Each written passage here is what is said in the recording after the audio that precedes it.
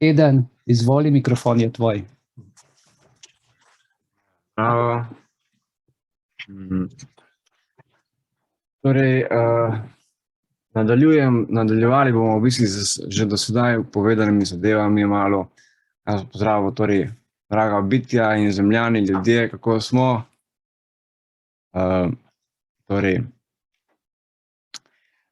Imamo torej prvi pa drugi prihod Kristusa, ne? Torej uvodni pa zdaj dokončni, ne? In ta čas, ki se je zdaj, torej, ki se je zadeva pacala, ne?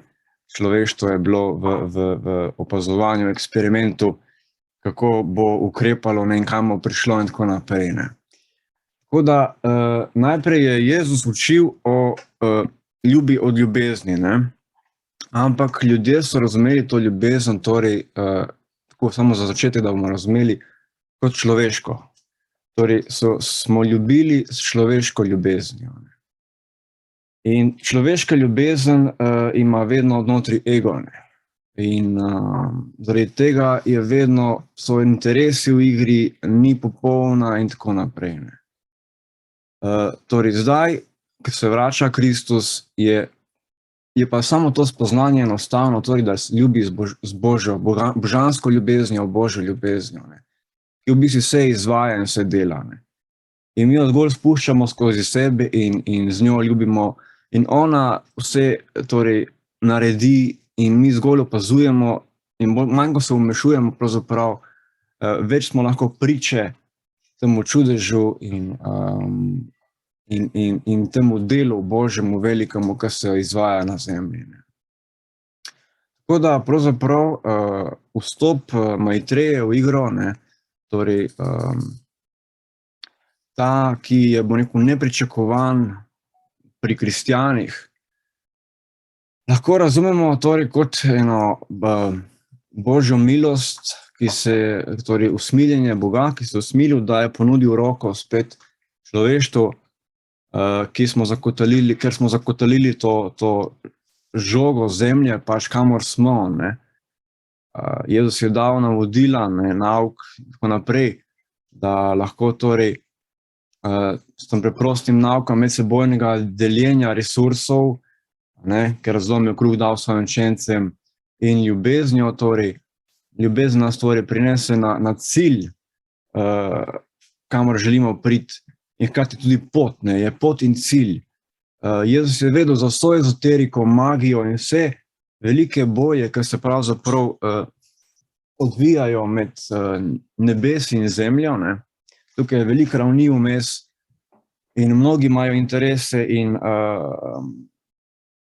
prevzeti čredo na zemlji, jo voditi in tako naprej, okupirati, zlorabljati, koristiti, eksperimentirati z njo, ne. Ker namreč tisti, ki ima zemljo, ima marsikaj, ne, ta planet. Tako da je zdaj torej dal, in nam je ponujena roka spet, da se vrnemo na pot, ki nam je dal Jezus, že kot Jezus, a ne Kristus, in ne gremo v globine, v neke nižje dimenzije, torej izkušenj. Zato bo namenjena torej Herkuloba, ker sem jo že omenjal. Tako da pravzaprav ustvarjamo novo časovnico, ne, z vedenjem. Znanje ustvarja svet, ne.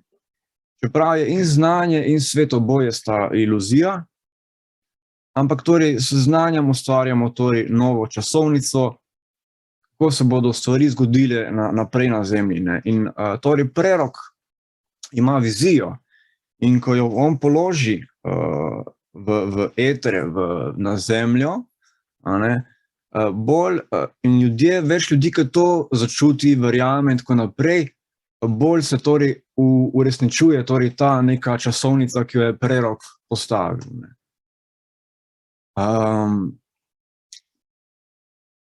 Tako da ja, ne, napisal sem, da se vrnemo k uresničitvi spomina na Kristusa Jezusa, ne, to je torej, da si medsebojno delimo resurse in tako se torej odstrani kontrola nad svetom, ne, manipulacija sveta, ne. Potem imam en drugi naslov, imam torej šahovnica sveta. Ne, torej, življenje na zemlji je kot šah. Zato je dobro vedeti šah, dobro igrati, ne. Ampak više, ko gledamo šahovnico, ne, bolj se vse temne čepice pretvarjajo v bele, ne. Tako da na višjih nivojih, ko gledamo, smo v bistvu vsi beli oziroma vsi angelski in tako naprej. Bolj, ko se spuščaš doli v dualnost, dlje od vira, ne, navzdol, bolj je, bo neko, torej polarnost močna in ta napetost in razkoli in te izkušnje, ne. Tako da v dualnosti torej obstajajo torej sile materialnosti pa sile duhovnosti. Torej, sile materialnosti, njihova funkcija je, da pravzaprav združujejo materialni vidik. Zdaj, če se zgodi, da človeštvo zaspi, da pride omotično, ne, hipnotizirano od materije, ne, zakon materije je inertnost, ne. V tem, tedaj se torej sile materialnosti, ki prestopijo na stran, torej sile duhovnosti, sile materialnosti. In ko človek zaspi, se sile materialnosti, ko pride na stran življenja, takrat se one manifestira kot zlo, ne. Drugače niso zle. Zato je pač na mestu buditev, da jih damo spet na svoje mesto, gospode materije, in da življenje vodi sile duhovnosti ali evolucije, ne pa involucije. Torej, materialnost predstavlja koristnost, duhovnost predstavlja bistvo, bistvenost. In tukaj torej Kristus, ki je vstopil v igro, ne, prinese torej tretjo stranko, ne, to je stranka mojstrstva oziroma ravnotežja med svetlimi in temnimi. Torej, Kristus opazuje, ni svetlih niti temnih, on je nevtralen vmes in skrbi za ravnotežje in lep cikel ognja in vode, ne, vrtenja, ne. Tako da torej imamo službo, če služimo materi, je koristno, ne, torej služimo zase, za individualnost, za denar in tako naprej. Če služimo očetu, služimo kolektivu oziroma skupnemu višjemu dobremu za duhovne namene. Torej očetova pa materina služba, ne. Kaj naj bi bila torej v balansu, ne. Tukaj potem se poraja še, se ljudje vidim, da se čudijo, kako je mogoče, ne, oziroma ne verjamejo, da injekcije da so dejansko takšne stvari na zemlji dogajajo, kakor se nekateri teoretiki zarote pravijo, torej v narekovajih teoretiki zarote, da se dogajajo, ne. Človek, ko ima zaprto srce, in je traumatiziran, takšen človek ne čuti. Potrebo ima po temu, da nekaj občuti življenje, da čuti premik, da se ga zazna, da se ga vidi. In v takšnem primeru človek torej je sposoben marsikaj, ne. Tudi sam sem bil takšen in hladnokrvno lahko človek ubija in karkoli, ne, izvaja, ne. Tako da bomo vedeli, od kje je izvor torej te adrenokrom mafije. Namreč rimski imperij, ki je bil torej sofisticirano zasužnjevanje in materializem, je pravzaprav v Kartagini naletel na ljudstvo, ki mu je pokazalo, da če hočeš biti močan, vpliven in bogat, žrtvuješ otroke, ne. In tako se je potem ta praksa prenesla torej v RKC, ne, smo torej ugotovili, kakšne so te zadeve v ozadjih, in potem v mnoge elitne sloje družbe. Ampak torej, mi imamo torej predstave, ne, torej kot na avtu imamo tudi v življenju predstave, prva, druga, tretja, četrta, peta in tako naprej, in vsak bo nekako dosega do neke predstave, živiš na neki predstavi in menjavaš te predstave. Tukaj ne vem torej, zakaj sem te vzeti pravzaprav povedati bil, bomo naprej uporabili. In tukaj bom še nekaj izpostavil, torej največja blokada evolucije danes pravijo mojstri, so slepila. Slepila so iluzije na čustveno željni ravni. Torej, ena Afričanka je odkrila, da zakaj je zanimalo, zakaj na zemlji kakor je, in je ugotovila, ker je šla pogledat malo navzgor, videla, da torej se svetloba, ki je nebeška, pač ta nebeška svetloba od mojstrov, od angelov, se jo usmerja v čustveno željna telesa ljudi in se tako ljudi slepi. Torej, s politiko, z mediji, če je vse v redu, nas mediji barvajo, da ni, da je problemi so. Če so problemi, nas mediji barvajo, da je vse normalno in kakor treba, da je. Tako, torej, in potem, ko sem odkrival, da kako dejansko rešiti ta slepila, se pojavi torej ena rešitev. In takrat sem začel zbirati legijo rakov, torej to zodiakalno znamenje raka, ker rak ima to moč, da nas, on predstavlja višje duhovno ali magnetično srce na telesu. In on nam kaže naše resnična čustva. Torej, da ko zapremo oči, da vidimo kot bitja, kje smo, kaj delamo, kaj se dogaja, kam gremo. Da ne, da verjamemo tisto, kar nam svet pravi, kako je z nami, kaj čutim in tako naprej, ampak kar je v nas sami. Kaj sami zaznavamo, vidimo. Tako. Torej, raki porežejo lažne nitke in se s tem osvobajamo. Tukaj sem izpostavil na daljnih točkah tega poglavja tudi eno besedo, ki je zdaj aktualna, voliti. Vsaj dve besedi sem našel, ki so bile zasežene ljudem, da ljudje več ne vejo, kaj te besede so. Beseda ima moč. Voliti torej pomeni izražati voljo, kaj ti voliš, kaj ti izvoljuješ, kam daš svojo voljo, torej svojo moč, svojo najglobljo podporo.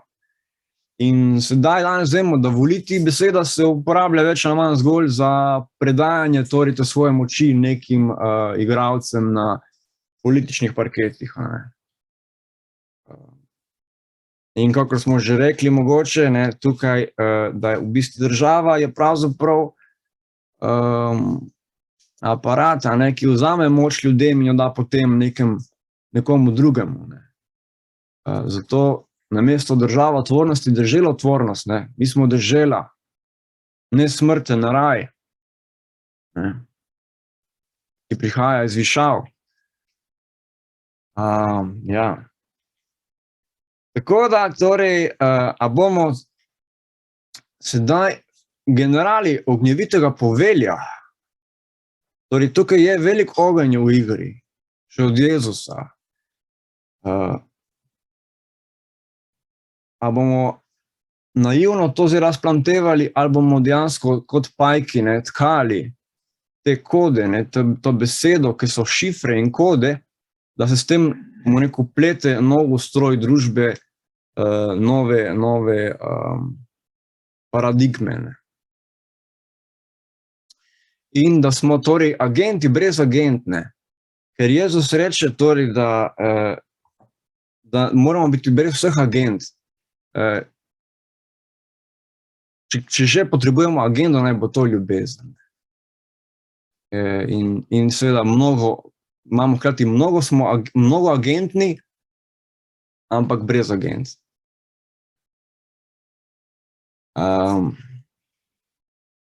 Bom pa tle še malo kaj naprej povedal. Ja, ta malo bolj zahtevna tema, kako se torej sistem ega uporabljati in s tem trenirati lastno mojstrstvo. Torej smo rekli, ego še prejšnjič je zgrajen ali pa uporablja 10 orodij, tipk, na katere igra, upravlja življenje. Torej ego je kot nekakšen politik, papež. In torej, ko te gumbke, teh 10 teles uporablja funkcij, ampak se z njimi več ne istoveti, se jih ne več lasti, zavest premakne, bitje postane v zavesti mojstra. In lahko pride in gre po svoji volji. Tako da smo rekli prvi, to sem že prejšnji začel, bomo zdaj dokončali to temo, ker pravzaprav to je najmočnejša orodje, kar jih poznam in sem jih razvil. Torej, najprej imamo modrost in znanje. Smo rekli, znanje ustvarja svet, modrost je pa že uporabljeno znanje, oziroma vedeti, da je znanje uporabiti. Modrost lahko tudi enačimo s svetlobo, medtem ko znanje z informacijo, torej v obličenjem. Ta dva sta najmočnejša, največje spone življenja dajata na dušo, na srce, najbolj polnita ponos človeku, ampak Bog ni ponosen. Ponos je pravzaprav Luciferjev padec. Na kaj pa naj bo ponosen Bog? Tako, da, torej, modrost, Maitreja uči, modrost, vi niste modrost, vi niste znanje, vi ste tisti, ki ste. Vi ste jaz sem vi, mi smo eno. Torej, modrost je duša, znanje je osebnost, mi smo pa torej sebstvo, ki je ljubezen, ki presega modrost, ki je še zmeraj v domeni kreacije, v domeni stvarstva. Je pač najvišji nivo kreacije stvarstva, ampak še zmeraj torej je del materije oziroma pojavnosti. Potem imamo 3 duhovne principe. Prvi princip, recimo, je to Brahma princip ali princip misleca, filozofatorja, kreatorja, če hočete očeta. Torej, v tem principu, ko nas ta princip obvladuje, lahko postanemo filozofi. Vendar smo lahko pol ujeti v teh tvorbah misli. Imamo drugi princip, princip Šiva Šakti princip, to je vzhodna cerkev, kako rečeno, vzhodna cerkev pride k nam, torej v Bibliji, na Apokalipsi. Ali princip energizatorja, kanalizatorja. Šiva Šakti princip, torej v tem principu človek lahko izvaja čudeže, ampak lahko izpade odmaknjen ali pa prazen pred ljudmi. Potem imamo tretji princip, ki je srčni Bog, torej imamo Sveti Duh, zdaj imamo pa še srčni ali sin, Višnu princip. V tem principu človek lahko daje v obilju, lahko rata celo svetnik. Ampak tudi to je lahko past uma. Ker dobrota je silota reči, oziroma mojster je svoboden, lahko je svetnik, lahko pa je čisto popolnoma svobodno bitje. Tako, če se navežemo na katerikoli od teh 3 duhovnih principov, bomo zabredli v čarovništvo. Zato je torej tako pomenila ta praksa nenavezanosti, da vse, kar delamo občutka nenavezanosti in počasi osvojimo. Preko z dneva v dan in gre počasi. Ni lahko, ampak je umetnost. Ja. Potem imamo naslednja orodje ega je energija. Torej energija, če si jo energijo lastimo ali se z njo istovetimo, energijo lahko tudi rečemo moč ali duh. Torej, če se bomo lastili zase, energija mora neprestano teči in pripada najvišjemu, ali pa našemu sebstvu. Če se bomo z njo istovetili, bomo izkusili kvarne sile. Tako da kopel za energijo je zavedanje, zavest. Da se zavedamo in da se zavedamo, kaj naša energija okoli nas počne. S tem jo umivamo. Kako je kopel za nenavezanost in za telo voda. Potem imamo sile življenja. Sile življenja, če se bomo istovetili s silami življenja, nas bodo uničile, ker pripada spet najvišjemu in torej smo spet v dualnosti, ne? Torej smo rekli, smo tretja stranka, ne? Torej, lahko jih pozivamo, kličemo sile življenja v igro, ampak torej smo svobodni. Potem imamo razmišljanje. Razmišljanje je torej proces, ki se odvija med kreacijo in kreatorjem. In če se istovetimo z razmišljanjem, v eni fazi lahko doživimo trenje, ki se dogaja torej v tem procesu.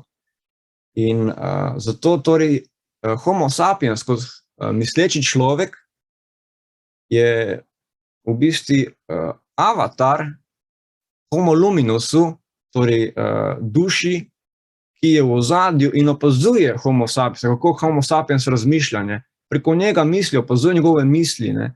In je v ozadju svobodna duša. Ne? Opazuje miselne tokove, kaj se dogaja z mislimi in tako naprej, kaj se kreira in je svobodna procesa.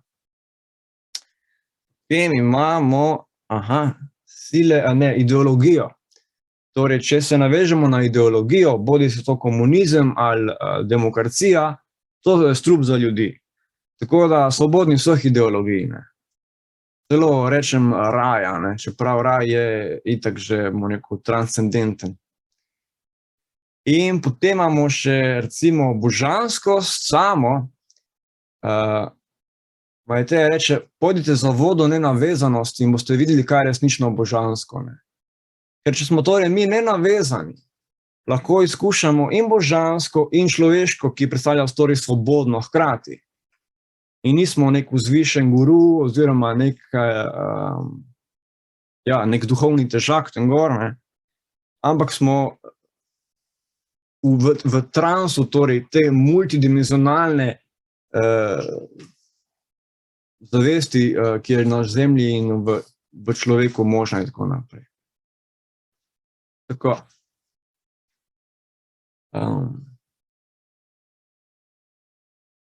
Potem naprej sem govoril torej tej moji tehnologiji modrosti, ki je torej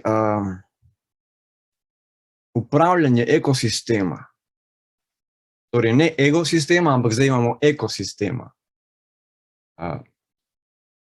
Ekosistem je nek primarni in ultimativen sistem, ki je bil dan človeštva od začetka, torej industrija, tovarna, živa od Boga, dokler se torej človeštvo pač ni zmešalo in začne umetne tovarne in tako naprej. Ampak torej tovarna, živa sistem je zgrajen iz kraljestev ekosistema, ki ima vsako svojo funkcijo. Recimo rastline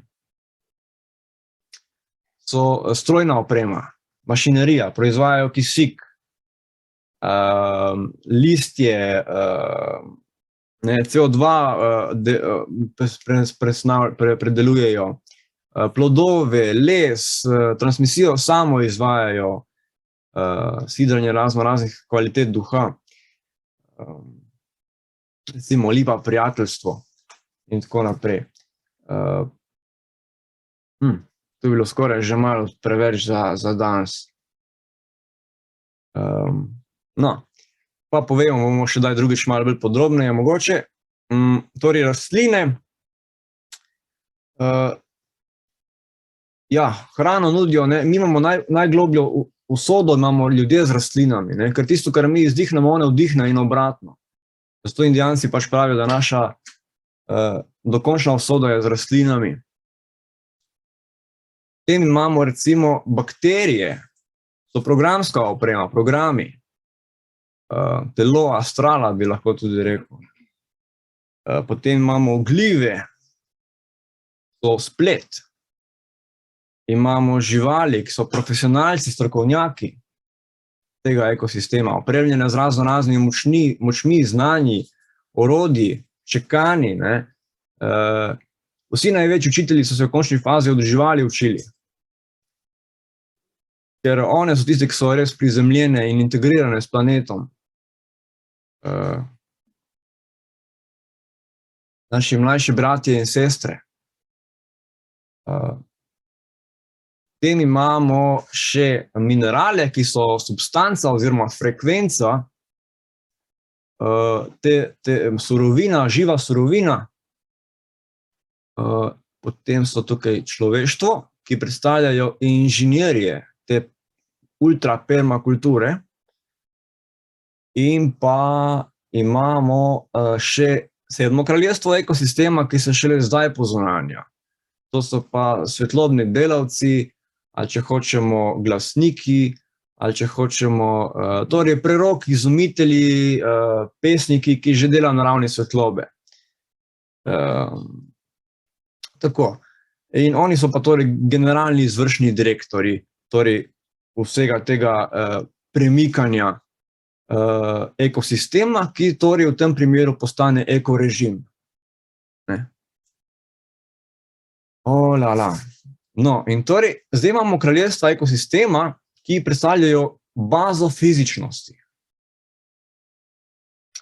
To bazo fizičnosti vodi bazo duševnega, ki so torej energijska središča v mikrokozmosu, torej čakre rečejo, ali kakorkoli že, pač neki kanali določenih vibracij, nivojev svetlobe, za katerimi pol so žleze, oziroma pred katerimi so potem žleze in tako naprej. In torej to bazo duševnega povežemo v bazo fizičnega. Torej, poiščemo, katera kraljestvo, torej 7 čaker, 7 kraljestev, in poiščemo, kako torej se med sabo povezujejo. Namreč,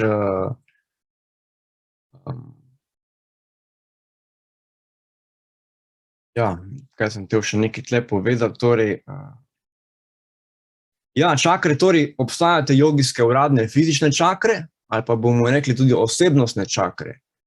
Potem obstajajo kozmične čakre od Allaha, Manu Allah Gobi, ki je imel funkcijo svetega duha v času Mohameda. In potem imamo tle še 3. čakre, ki lahko tudi rečemo svete čakre ali nebeške čakre, ki so malo drugačne na sporedu, ampak se mi zdijo torej najbolj resnične. In torej, potem pa gremo torej iz baze duševnega, gremo pa še v bazo duhovnega, torej smo rekli vse o trojicah v vesolju. Duhovno pa je zgrajeno, torej baza duhovnega pa je zgrajena iz 7 glavnih duhovnih vrednot. 4 sem vzel od poveljnika Galaktične konfederacije, tukaj smo še, priložnost, da omenimo tudi igralce, šahovnice, globlje in bolj površinske, bomo potem. Torej, od poveljnika Galaktične konfederacije, ki jih je vzel od Jezusa, njegove 4 glavne stebre in 3 sveto trojico od Maitreje. Torej, imamo 7 komadov in zdaj poiščemo, torej, katera vrednota spada katero čakro. To je srž te posamezne čakre. To jo najbolj čisti, jo najbolj kultivira. In torej, ustrezna čakra najbolj plemeniti in kultivira posamezno kraljestvo ekosistema. Torej, te vibracije se prenašajo, torej vse je v teh resonancah, v strunah, v vesolju. Tako da imamo torej prvo kraljestvo, ki so minerali, spadajo na 7. žarek, torej vlih obrnjeno se stvari postavijo. Minerali torej predstavljajo spolno čakro, 7. žarek in torej med duhovnimi vrednotami odpuščanje. Potem imamo drugo kraljestvo ekosistema, so bakterije, programi, ki spadajo v 6. žarek, torej, tako smo rekli jih obratno, torej trebušna čakra, škrlatno zlat žarek, in na duhovnem bi bilo to torej sočutje. Bolj, ko smo čutni, bolj torej kultiviramo kraljestvo bakterij, torej program sveta. Torej, sočutje je moč, v sočutenju, ne. Imamo rastline, peti žarek, tretje kraljestvo, oko uma, bi rekel Jezus, torej v sredi glave, zelen žarek. One bazirajo torej na hvaležnosti. Potem imamo četrti žarek, četrto kraljestvo, so glive, beli žarek, korenska čakra, ne, torej one so glavni komposter tudi vsega torej, tega najglobljega, radioaktivnih odpadkov, plastike, glive lahko vse prebavijo. Potem imamo živali, ki predstavljajo srčno čakro ekosistema, rožnati žarek in torej ljubečnost med vrednotami. Potem imamo človeštvo, ki je rumeni žarek krona. Predstavlja pravičnost, oziroma, poštenost.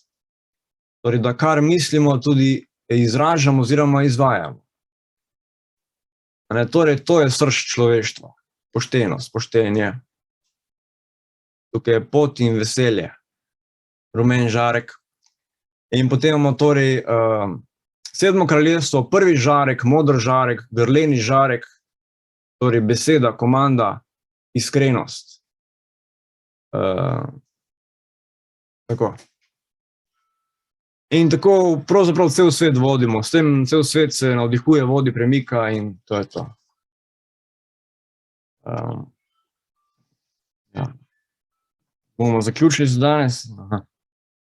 Dragi Eden, jaz bi se ti v imenu vseh nas prisotnih na Zoomu in tukaj rad iskreno zahvalil za to poglobljeno interpretacijo, razumevanje sveta iz ene druge dimenzije, kot smo jo vajeni. Vajeni smo predvsem materialne stvari, te duhovne neznanke si nam pa skušal dešifrirati na en poseben način. Ko si govoril, mi je bilo meni najbolj zanimivo en spomin, en preblisk me je preletel iz študijskih let, ker sem študiral te stvari, in sicer stavek pokojnega doktorja Antona Trstenjaka, ki je rekel, da je magija enako tehnologija. In potem je dal primer. Predstavljaj si, da si na igrišču, kjer balinajo. In se vržeta majhna kroglica, a ne? Potem pa so tam trije možakarji in kdor bo bliže ono veliko kroglo vrgo, a ne? In prvi pač vrže, kakor vrže. Pa drug vrže, pa malo premalo vrže, potem pa z rokami še malo potiska, a ne? Pa daj, pa pej, in proba to poriniti, ne? Mislim, gre ali ne gre, kakor ne gre. Če pogledaš danes to tehnologijo, a ne, se to da vse daljinsko vode. Danes je to so čisto druge stvari. Tako da najprej človek poskuša v mislih, potem pa to pretvori v neko... Vse gre. Ja, no, hočem reči, da današnja tehnologija, a ne, je tako napredovala, da postaja dejansko magija nad nami, ta nadzor. In to, kar si ti danes povedal, je osamosvajanje duše, telesa, srca in svoje volje. Tako da hvala ti za ta pouk. Hvaležen in se priporočamo še za kakšne tvoje globoke nauke. Hvala. Hvala.